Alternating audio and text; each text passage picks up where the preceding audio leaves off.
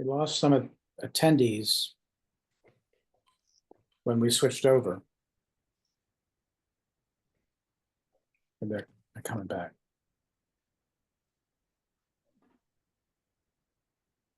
We're going to start in a very few minutes.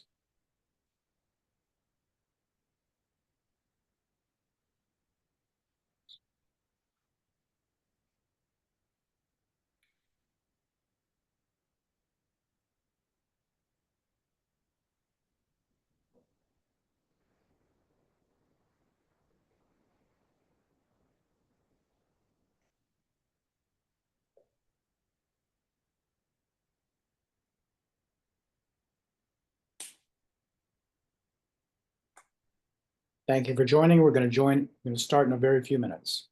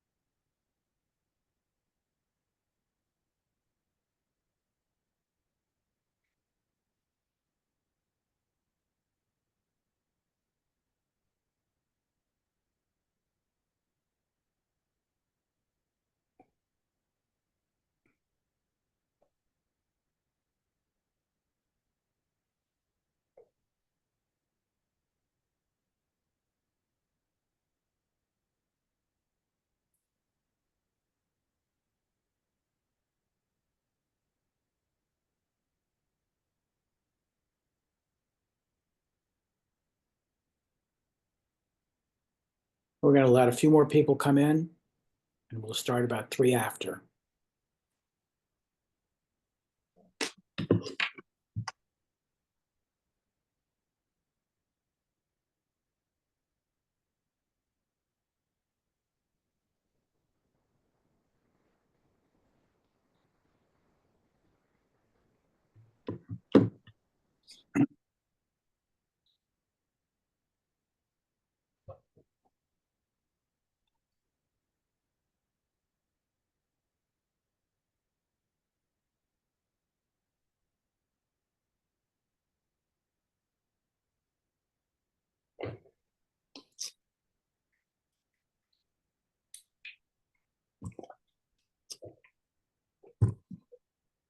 Thank you for being on time for the webinar.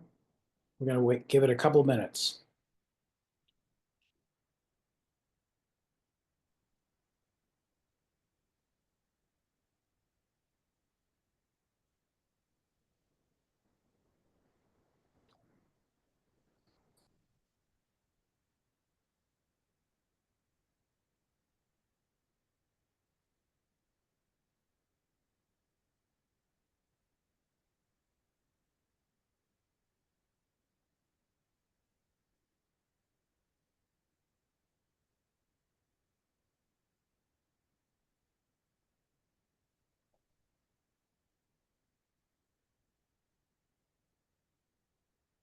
We're going to start in 2 minutes.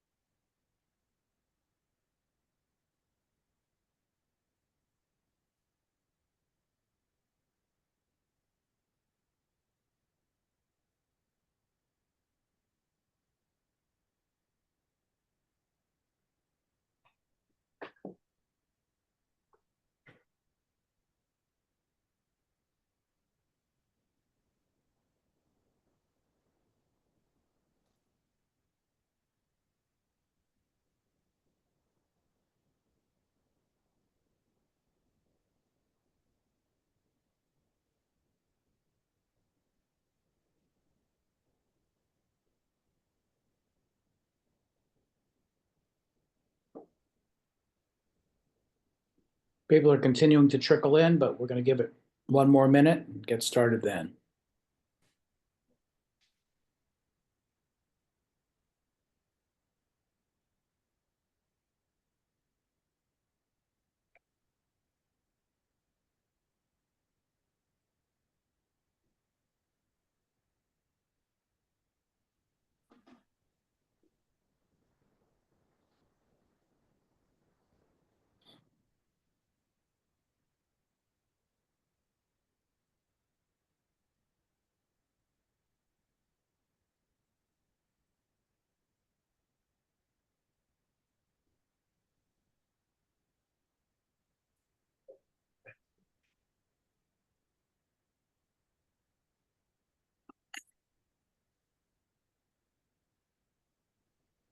Okay.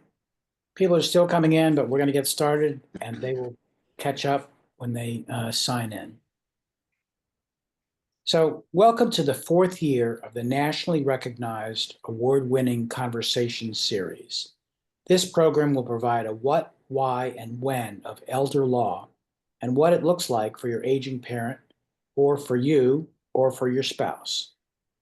I am Richard Bressler, former board chair of the Weinstein Hospice Board of Advisors, having served as marketing chair from 2012 to 2024, and also a former member of the Jewish Home Life Board of Directors.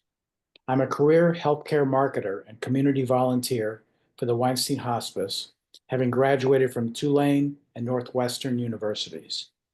Weinstein Hospice is the palliative and end-of-life component of Jewish Home Life, an organization centered on aging, which provides care for a new age.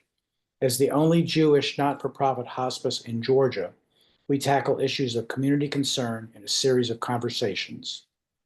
We've completed the production of 15 successful Zoom webinars for Weinstein Hospice, all targeted at generating awareness and promoting a conversation among the 45 to 60-year-old population in northern metro Atlanta.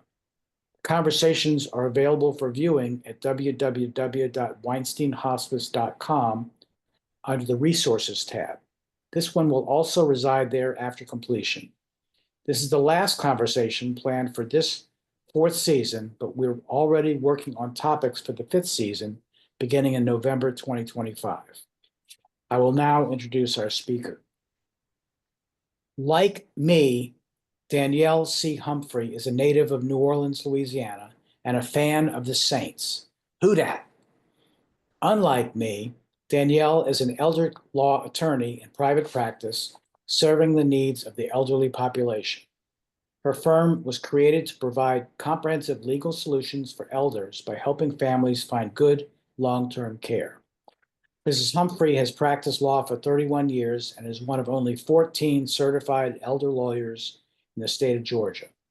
Danielle has served on the advisory board for the Center for Medicare Services and the Board of Enrichment of Life movement. Mrs. Humphrey lives in Sandy Springs and in her free time spends time with her family, hiking the North Georgia mountains and traveling. Danielle will answer many questions you may already have about this subject, but if a new one arises, please put your non-personal questions in the chat box and/or the Q&A box while she is speaking, and we should get to them all after our speakers had a chance to speak. Danielle? Thanks. Do I have control? You do. Okay. Well, let's see. Well, I do not have my PowerPoint up here. Well, we can put it up if you'd like. I'm sorry. Yeah, could you put it up? I thought it was up. My apologies. Danica, let's put up her PowerPoint.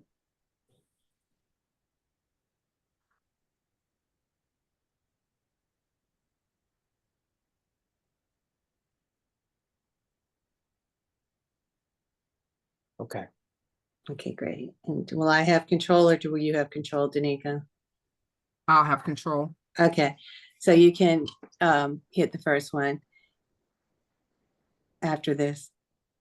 Okay, so I'm going to speak to you today about guardianship and conservatorship in the state of Georgia. It's different in different states. They call it different things. Sometimes it's guardian of the property and the person. Sometimes it's guardianship conservatorship. Sometimes they have a new name for it. So I'm just going to be speaking for the Georgia law on this. I work at Hurley Elder Care Law. All we do is elder care law. There's 3 attorneys. There's 4 attorneys now. I take that back. I'm one of 4 attorneys and one of 3 SELAs at Hurley Elder Care Law, of which there's only 12 in the state. And there's 3 of us that practice together. So we do everything about, we do probate, we do Medicaid, we do VA, we do estate planning, we do probate and guardianship and conservatorship, which is my specialty, which I'm going to talk about today. Next slide. Okay. So first we're going to talk about the things that people can have to help keep them from not having to do guardianship and conservatorship. The first is a financial power of attorney. Next. So a general durable power of attorney for financial and property matters is the technical term. Most people just say POA, but you want it to be durable because you want it to be signed while you have capacity and be durable in your incapacity. So that's very important. A general is going to cover a lot of things. A lot of people will have a specific power of attorney to let somebody sell their house for them or some specific action, but a general one is going to provide for all financial matters that you may have. You appoint somebody in there to be your POA, your agent who can manage your finances for you. Now there's two types. There's springing, which means it doesn't spring into effect until some definition of 2 doctors have declared being incapacitated or something like that. I don't like springing powers of attorney because trying to find 2 doctors to do that is going to be impossible when we need it. So mine are, when you sign it, they are effective immediately. Now, no one's going to take my power of attorney and do something with it because then I could just revoke it or file a cause of action against them at this point. So I've never had somebody, while somebody had capacity, try to use their power of attorney. So I'm not too concerned about that happening. I know people are, but it just doesn't happen. So I like the type that take effect immediately. And then the only other thing I want to say about powers of attorney is in Georgia in 2018, they had signed a new law into effect, which makes a statutory power of attorney preferred. They will recognize a non-statutory one or one signed before 2018, but it's not going to have the preferences. So if you have one that's older than that, you should probably get a new one that's the statutory form, just so banks don't give you a lot of grief because they want to see the statutory form. Next. What is an advance directive? Well, a Georgia advance directive for healthcare combines 2 things. The living will, which we used to talk about, where you say your desires if you're, on life support, and a healthcare power of attorney.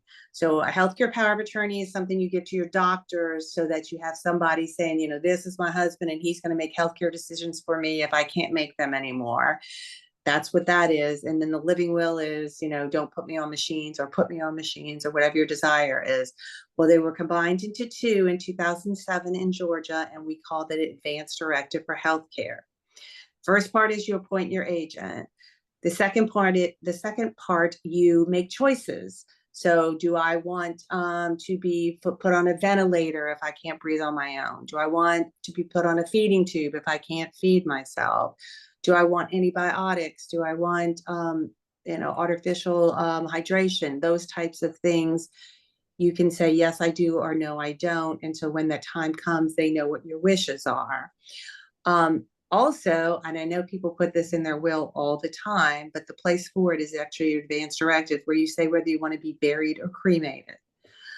Because the person who is your agent gets disposition of your body when you die. And so they're going to look to that person and say, where do you want me to send this body? So they need to know in that document. And then finally, there's a place in there that I love because it really helps me in guardianships where you say, if I ever needed a guardian, I'd want it to be my agent or I'd want it to be somebody else. That person that you put in your advance directive to say you want to be your guardian is the person who has first preference when you go to have a guardianship proceeding. Next. Okay. So if I don't have a power of attorney, or maybe I do, but there's a problem with it, or I don't have an advance directive, then what do I do? Well, let's just put some scenarios out there. You have a massive stroke and you don't have a power of attorney. And so no one can now manage your finances for you. And we now need to sell your house and put you in an assisted living because you can't live on your own anymore. What do I do if I don't have a power of attorney in place? Well, I've got to go file for conservatorship to become the person to get authority to manage your finances. That's what a conservator is. It's a person who manages your finances, sells your house, manages your bank account, it basically acts like you financially. Guardianship. When do I need guardianship? Well, let's say your kids are fighting over, does mom want to vent? Does mom not want to vent? Those kind of things. And I don't have an advance directive. So the law under Georgia is that if there's no advance directive, then it's next of kin. Well, if you don't have a spouse, then it's going to be your adult children, but it doesn't say the smartest, it says your adult children. So they can fight about it. So normally somebody has to go to court to become the guardian to make those kind of healthcare decisions. Now, does guardianship or conservatorship needed under other circumstances? Absolutely. Whenever somebody can't manage their finances, or the person who they have appointed as their agent under a POA either is a bad actor, in other words, the person who's supposed to be helping them is stealing from them, or they've resigned. They're like, I don't want to do this. I don't want to do it. So then in fact, there's nobody. Third case scenario in a conservatorship. So I could have a power of attorney. My power of attorney could be a good person doing a great job, and I can still have to get a conservatorship. You go, well, why? Why would you need that? Well, here's the problem. There's scams out there, a lot of bad financial scams. And seniors or people with questionable capacity get scammed all the time. But I can have a power of attorney managing, paying my bills, but as long as I can access it, so a power of attorney doesn't keep me from accessing it. So let's just say my husband's my power of attorney. He can go in, he can write checks out of my account, but so can I. He can call for a wire, but so can I. So if this scammer has got me convinced that my husband's a bad guy and that I need to give him this money for some reason, or I don't have a husband and I have a kid, and this guy's promising me all kind of romantic, interludes if he could just get to the United States, but I need to wire him money or some other scam like that. The bank will give me the money. So I need to get a conservatorship, or someone needs to get conservatorship over me, because once you're under conservatorship, you can't touch your money. And it's the only way to protect it when you're being scammed. Okay. Guardianship. Well, we'll get to the definition here. A guardian and a conservator. There's a legal relationship where a court appoints the person to be guardian, conservator, or both to make certain decisions for another person. We call that person the ward. So once you're under guardianship and conservatorship, you're referred to as a ward. I don't like it, but that's the thing. The guardian makes the decisions about your person, where you live, what kind of medicines or health care you receive, what kind of socialization you get, that type of thing. The conservator is the one writing the checks, paying the bills, managing your finances for you. A lot of times they're the same person. Sometimes they're not. In a family, sometimes the daughter who's like, I can handle mama's nursing and taking them to the doctors and that kind of thing, but I don't want to deal with her money. I can't even manage my own checkbook. So why don't you do that? And the sisters will divide it up. The court also can appoint the county conservator. If we have nobody in the family who's got the financial wherewithal to do this, the court appoints, there's attorneys who work with the court who are vetted to be conservators. And so the court can always appoint them. Now they charge a 2.5% fee in and out of your estate, but sometimes that's the only person we can nominate or to get, because there's nobody in the family who can become the conservator. Next. Okay. Well, when are they appointed? Great question. Next. Next slide you can go to. So when I have determined that mom is not making good decisions anymore, and I've tried everything, because we try everything else first, then we go to court and seek a guardianship and conservatorship to them. So they have to lack capacity, and they're making decisions that are dangerous for them. So I can't just, because look, mom nominated me in my advance directive. I'm her daughter that she nominated, so therefore I'm her guardian. No, that's just the person mom said that if I ever needed one, she's my first pick. I still have to go to court and filed paperwork petitioning to be the guardian and or conservator. And there's a formal steps that we take to become one. And then the court determines that perhaps, hopefully, that you are the right person for this job.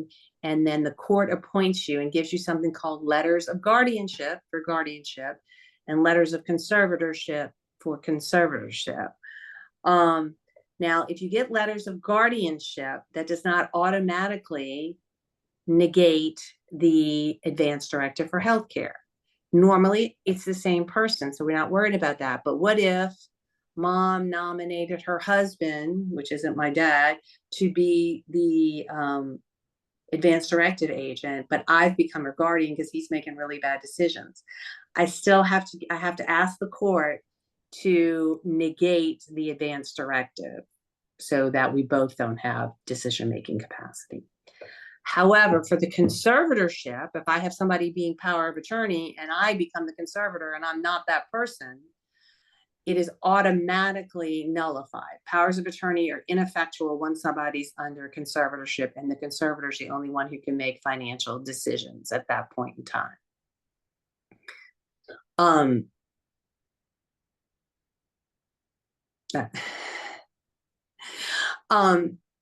That was weird. So when do we have to do this? Like I've talked about before, when there's no agent, because you haven't appointed an advance directive agent, you haven't appointed a power of attorney. B, you are showing signs of lack of capacity, and we're going to get into that. And so I need to either take some rights. Well, I need to take some rights away from you, so you can't make those decisions anymore, and I'm going to make them for you because you have displayed that you can't make good decisions anymore. So what is it that brings people to my office? Because I don't go searching out to represent somebody in guardianship and conservatorship. Families are calling me. And why are they doing that?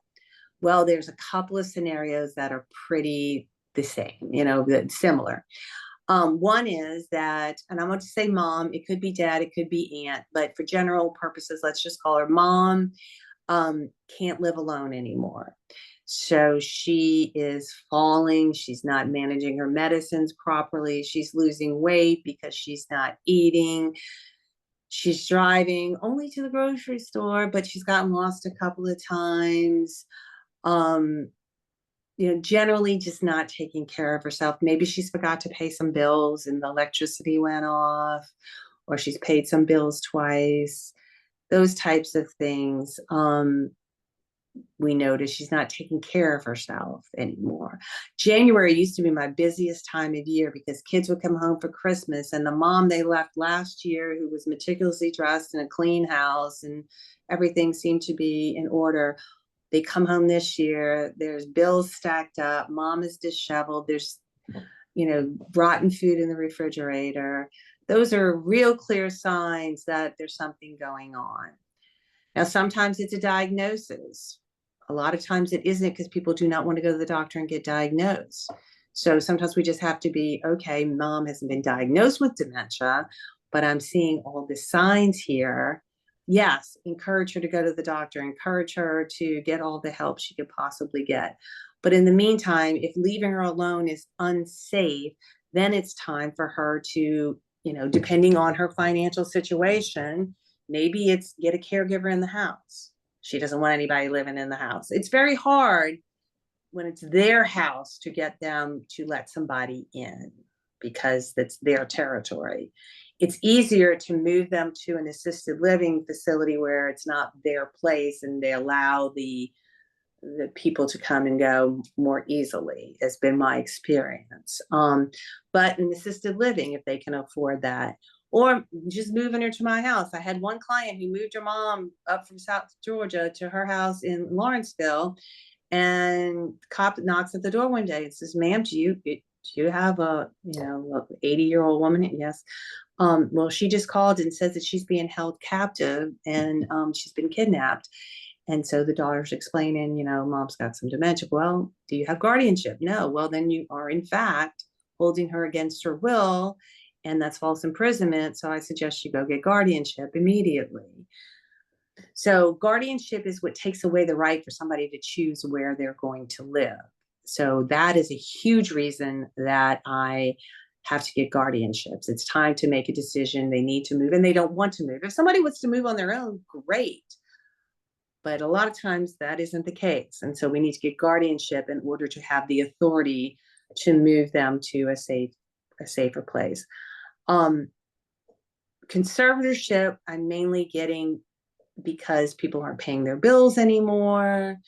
They're being scammed. They're just messing up their finances and they don't really understand how to pay things anymore. Or the third one is they were fine and then they had a massive stroke and now they can't do anything. And so now that's sort of an emergency situation, which we'll talk about in a little while next. What is the guardianship and conservatorship process? So there's a process to this. Like I said, we start in the probate court. Which probate court? The probate court in the county where the person resides or the person is found. So if my house is in Fulton County, and I'm not found anywhere else, so they'd have to file in Fulton County. But what if I had to go for a Jerry Psych evaluation and they put me in Peachford for a couple of weeks? Well, then I could be found in Peachford, which is in DeKalb County. So then they could file it in DeKalb or in my house. I can't drive to the QT in Cobb County and say, oh, I found her there. But if for some reason somebody's in a hospital stay or something like that, maybe I have a house and my residence is in Fulton, but I'm staying with my son in Cobb. Those types of situations. But I file it in the probate court. I need 2 petitioners, meaning usually the guardian and conservator, or if the guardian conservator is one person, I need another petitioner. All that person has to do is sign the petition saying, yes, I believe the ward needs a guardian and conservator. So a lot of times it's the spouse of my client, another sibling, a friend. Sometimes it's dad and daughter filing against mom, something like that. But we need 2 petitioners or 1 petitioner and an affidavit from a doctor, psychologist, clinical social worker who has seen the ward in the past 15 days and will write an affidavit saying, yes, they believe the ward is in need of a guardian and conservator. So you either have your medical expert in the petitioner or 2 petitioners in the petition. And you have to notify in a regular guardianship, you have to notify all linear heirs at law. So that would be if I have a spouse, if I have children, if I don't have a spouse or children, my sisters or brothers, and you kind of go down the line that way. If nobody else, you have to notify 2 friends or neighbors. I've been to the point where it was an elderly person who was very alone, and we just 2 neighbors got to put down because they didn't really know anybody. And so anyways, we have to say why we need it. I have to file a memorandum saying these are the things that they're doing. The court has to have sufficient evidence in the petition to show that, yes, this person sounds like they need a guardian or conservator in it. Then the court sends out an evaluator, which is usually a licensed clinical social worker, but it can be a doctor, it can be a psychologist, and they're trying to make nurse practitioners, but I don't know if that bill passed in this last session. But somebody of medical expertise to go and evaluate the ward. So the ward will get served and the papers will say on May 29th at 2 p.m., this person is going to come do an evaluation of you. Normally, the evaluator actually goes out to the person. Sometimes they do them by Zoom. Sometimes depends on the county. Sometimes they make them come in to the courthouse and they do the evaluations there. But for the most part, they go to the ward, do an evaluation, usually do some of the mini mental exams on them, and then writes a report and sends it to the court saying, yes, I believe this person needs a guardian and conservator, or no, I don't. Then the court has a hearing. And the ward gets a court-appointed attorney, and they can show up or they can say, no, I don't want to be there, and waive their appearance. I usually show up with I always show up with my client, and we have to present a case to the court saying, this is what's going on, and we have to have some evidence presented. And then the court makes a decision based on the testimony and the evaluation. And we have to talk about the finances for conservatorship. So I have to know what the person owns. We need to talk about, does mom have a house? Does mom have bank accounts? How much she has? Because on a conservatorship, the way the court protects the ward is to have the conservator be bonded. So if I'm the conservator for somebody really wealthy and I have control of all their money, the court's going to make me get a big bond in case I steal it. Then they can go after the bond, and the bonding company can come after me. It's sort of an insurance policy that I behave. The bond, obviously, the more you're bonded for, the more expensive the bond is. Now the ward pays your bond premium. So let's just say I need a $2 million bond because that's how much assets the ward has. You don't count the house or real estate because they can't steal that. But I could run off with all of the money, right? So we need to be bonded for that. So they have $2 million. I'm going to pay a yearly fee for a bond that gets renewed every year for that. And depending on my credit score, the bond could be anywhere from $500 to $5,000 a year. And that gets renewed every year. It can go down as you spend the ward's money, but that's one way the court ensures, protects the ward's money. The other way for a conservator is they have to file a asset management plan, which is basically, this is what the ward has. This is how much I need to keep them alive this year. And at the end of the year, then you say, this is what I spent, this is what I have left. And then the next year you do another budget for the next year, and it continues on. When the ward dies, the conservator has to file a final accounting and close the case, giving it to, if there's any assets left, you have to open up an estate. And let's say there's an executor, the conservator has to get the executor and do a final accounting of the money. So we always have to follow the money. Being a guardian is a whole lot easier. You have one page once a year. This is where they are. This is what they're doing. Everything's fine. And then next year, unless you move them or you move, you really don't have to put a whole lot into that. Next. Okay. So taking away an adult's rights is a big deal. So the court is charged with determining if the guardian and conservator is absolutely necessary. So when I go to court, I have to prove that this is necessary, that there's not an easier way to do this, that the court elects the most appropriate person. Now, a lot of times they're uncontested. I'm the only person, but I've seen the court go to an only daughter who was a sweet girl. She was great with the caring, but not the money. And the court was like, well, I'm gonna make you the guardian, but I'm gonna appoint the county conservator because I just don't really think you've got the bandwidth for this. I've never seen them not appoint a guardian when the guardian was the only one. But if people are fighting over it, siblings, spouses, like a spouse and the husband who's not the daughter's father will fight over it. But if they're fighting, then the courts has to pick the best one. But when there's only one, I've never seen them say, no, not you. I'm going to appoint defects to do this. They won't do that because you're better than just having some social worker out. For the most part, I have found that they're better than having a social worker who sees them maybe once a month go out there. So there's, and like I said, the other way they protect is through the follow through and oversight, the bonding, the reporting requirements, those types of things. Next. Okay. So there's two types of guardianship. There's emergency and permanent. I describe the process for the permanent, which takes about pre-COVID 2 months, post-COVID 4 to 6 months, depending on which county you're in, and how busy they are that time of year. An emergency takes 5 days from the time I file it to the time of the hearing. Some counties that's business, some counties it's not business days, but at most it's going to be 7 days, a lot quicker. but it only lasts 60 days. So when I have an emergency situation where, let's say dad had a massive stroke, now we have to get him into, he's not going to get any better. We have to move him into this facility, sell his house, pay his bills. I need an emergency conservator. Plus, we have nobody has authority to sign him into any of these places or choose it. So I need emergency guardianship too. So I'll have to file that, but I'll have to follow that up because this person's going to need one the rest of their life. So I try to file the petitions at the same time so they overlap.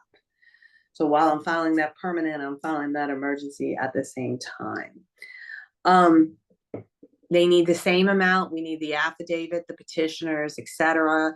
The process, the evaluation, the hearings, all the same. It just happens a whole lot quicker in an emergency than in a permanent. Now, emergency, next. Next. Okay. So this was the timing, yes. Next, you can go to the next one. Okay. So it all happens the same way, except the evaluator evaluates within 72 hours. I get the evaluation usually the next morning after there's been one. We get copies of the papers and the hearing, and it all happens just very, very quickly. Next. Okay. So for a regular guardianship, the standard is to get a guardianship, the court must find that the proposed ward lacks sufficient capacity to make or communicate significant responsible decisions concerning his or her health and safety. For conservatorship, lack capacity to communicate significant responsible decisions concerning management of their property. This is pretty low standard, and generally, if they're not paying their bills, their lights have been turned off, their bank accounts all mixed up, we've got some copies of some checks that were written wrong, that'll handle it for conservatorship. For guardianship, certainly dementia, forgetfulness, doing some things that aren't safe will get you a guardianship. Now, to rise to the level of emergency is next one. Okay. The next one.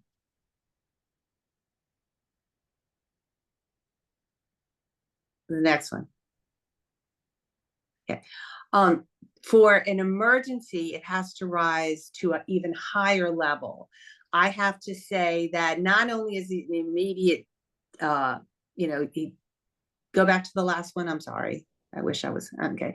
So not only do they lack capacity to make or communicate significant responsible decisions concerning health and safety, but they're in imminent danger, or somebody else is in imminent danger of serious illness, bodily harm, or death.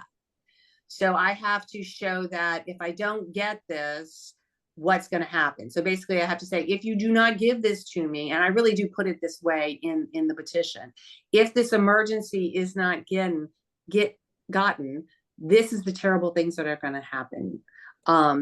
She's going to go back to her home. She's not going to have the care she needs. She's going to fall down. She doesn't know how to take her medications. She doesn't have anybody to bring her food. Or, I had one where the guy was threatening to kill his wife, and, he had guns in the house. And so it was not safe for him to go back, safe for him or for her. For the financial matter, I can kind of piggyback the financial, I need this money to pay for them. But a lot of times an emergency conservatorship for a scam is very easy to get, because once that money's gone, it's gone. You're never going to see it again, and it's going quickly. So let's get this emergency on. I've never had any problems with that happening before. So it's just a higher level for emergency than permanent. Next. And then next. Okay. What types of questions are asked in a guardianship or conservatorship case? Next. So, does the proposed ward have the ability to understand the underlying facts that are relevant to the choice at stake?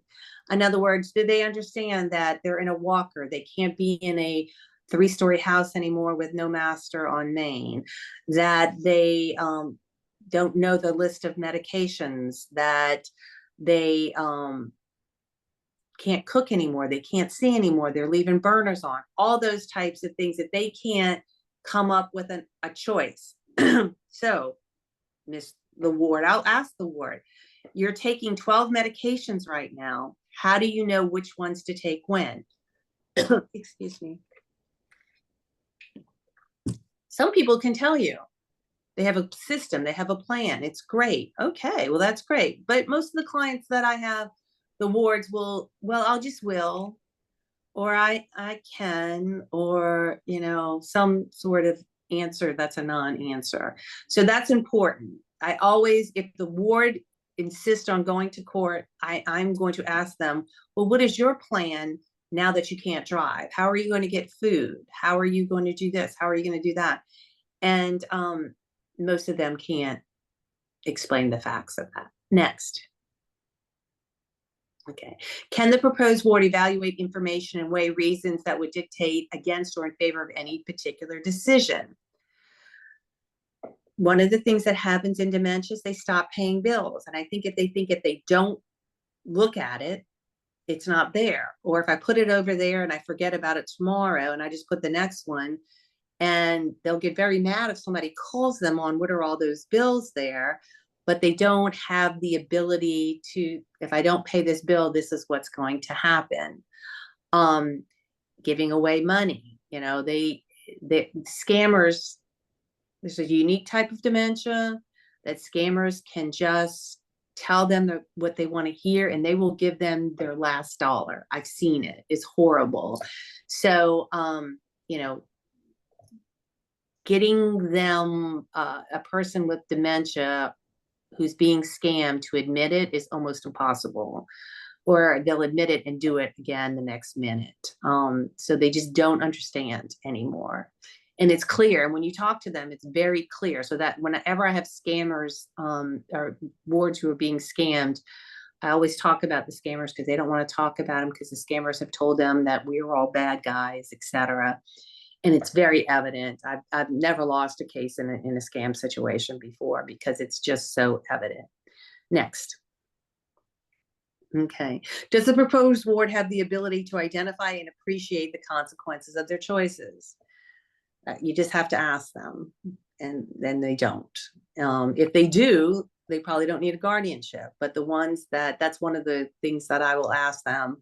You know, how is the scammer going to get to the States? So how are y'all going to get married? What's, you know, going on? Does he have? They don't have any idea. None. They just believe whatever line the person has told them last. Next. Okay. We went through emergency guardianship, so we don't need to go through that again. Next. Brilliant information.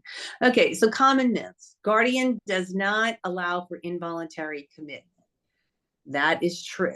Okay, so people think all the time, they call me, oh, I need to get mom committed to a psych hospital. You still need to go through the process of having a doctor commit them. It's a 1013 is the process of being involuntarily committed. And even as their guardian, you still have to go through that. Okay. The other thing is that people believe that if they're the guardians, they can force them to take psychotropic medications. Not true.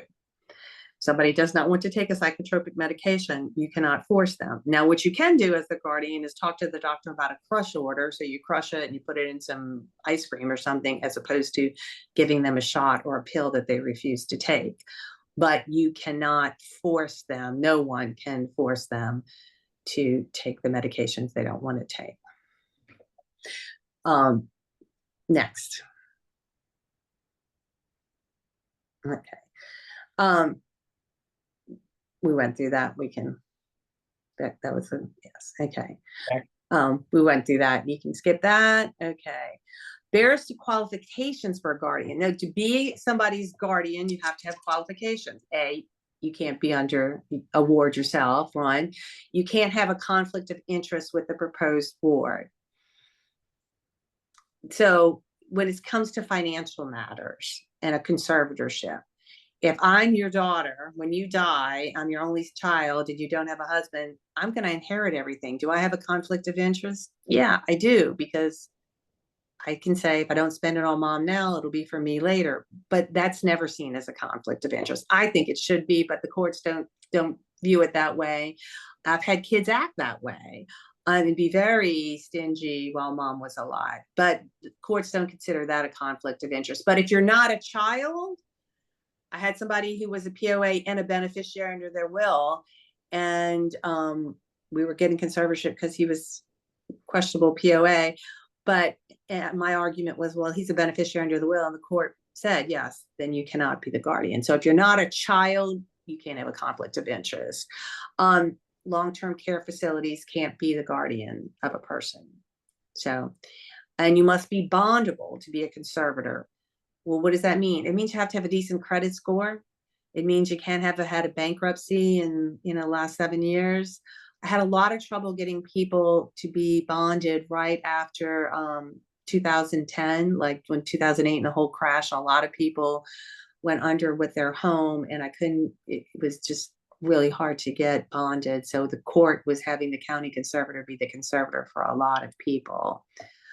Being a conservator is a hard job if somebody has significant finances. You got to manage your finances, you got to manage this person's finances. And if you're not good with that, if you're not spreadsheet savvy and you are not, dotting your I's and crossing your T's, you probably should see if somebody else wants to do it, because it's a hard job.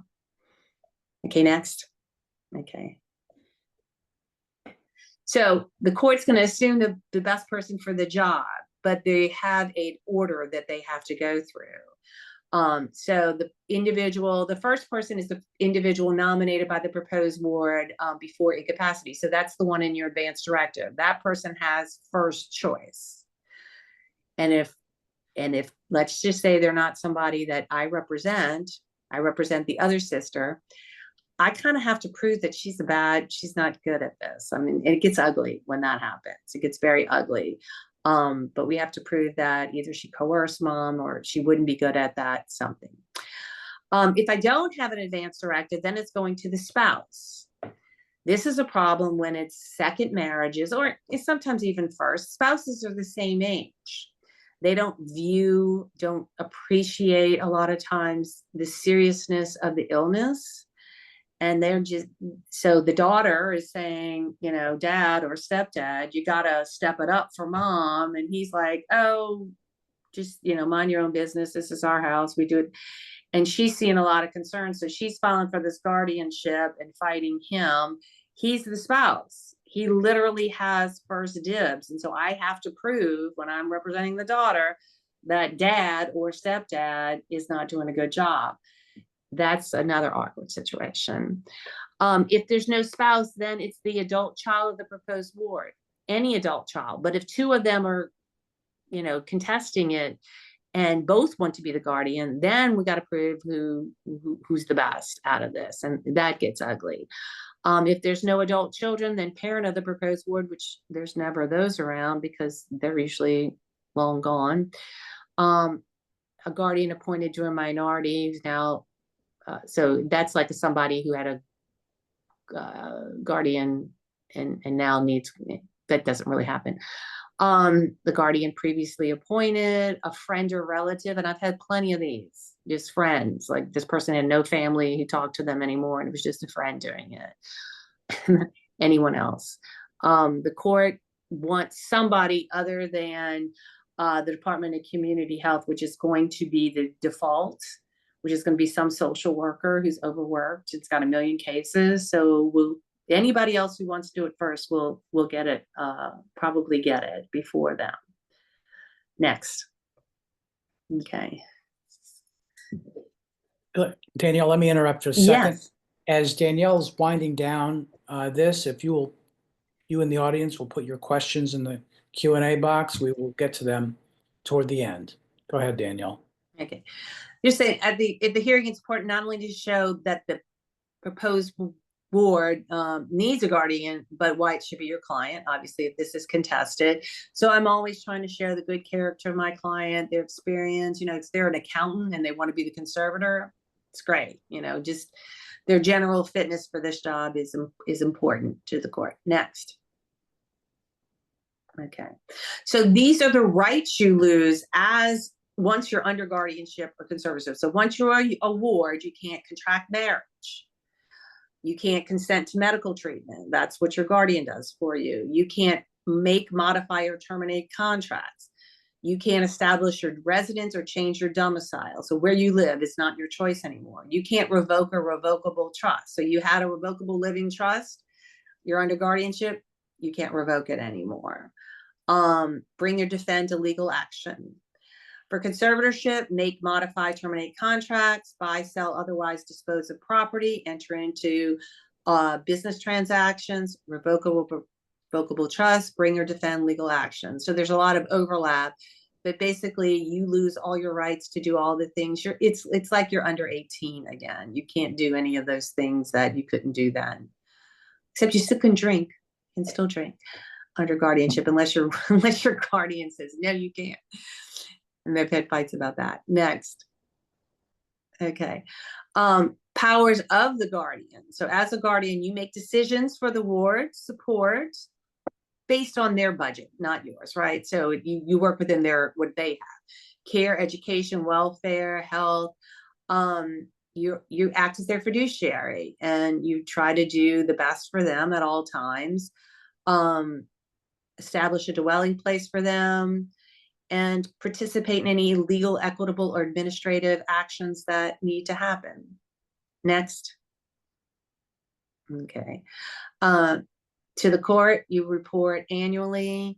And the liability, you're not personally liable for the ward expenses, nor for contracts that you enter as a fiduciary. The only thing I would say with being a ward and liability is, same thing I would say if you had a 16-year-old.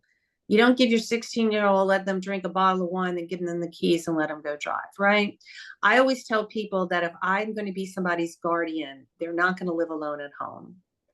I'm going to have, because now I've already said they're incapacitated, right? They need somebody to look after them. Unless I have 24/7 care for them, they're not living in their home. They're going to be in a facility that's appropriate. Just like I wouldn't leave my kid home alone overnight. I'm not going to leave a ward home overnight. And depending on where they are in their dementia, leaving them home alone at all may be inappropriate, but a couple of hours like we would a teenager, that's always going to depend. But so you just have to look at it, but what would a reasonable person do with this, with care of this person? What would we do? And it's usually not, let them drink or go out driving on their own at this point in time. Okay, next. Okay. Conservator, you're there to disperse their funds, pay for their activities with their money, enter into contracts for labor or services for the ward, borrow money for 1 year or less. That finds, most people don't borrow any money at this point in time. Hold the ward's property, sell the ward's property, that kind of thing. Invest the ward's assets, although there are limits to that, which you can do without permission of the court.